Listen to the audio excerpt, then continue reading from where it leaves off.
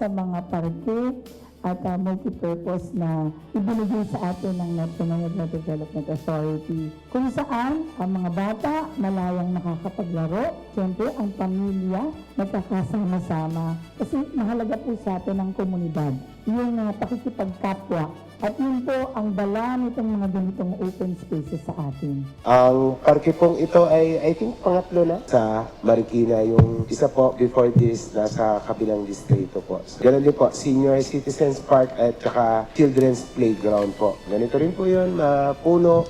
Dinevelop po natin para may laruan ng mga bata at lugar building na multipurpose hall na pwede pong pagdausan ng iba't iba pang activity.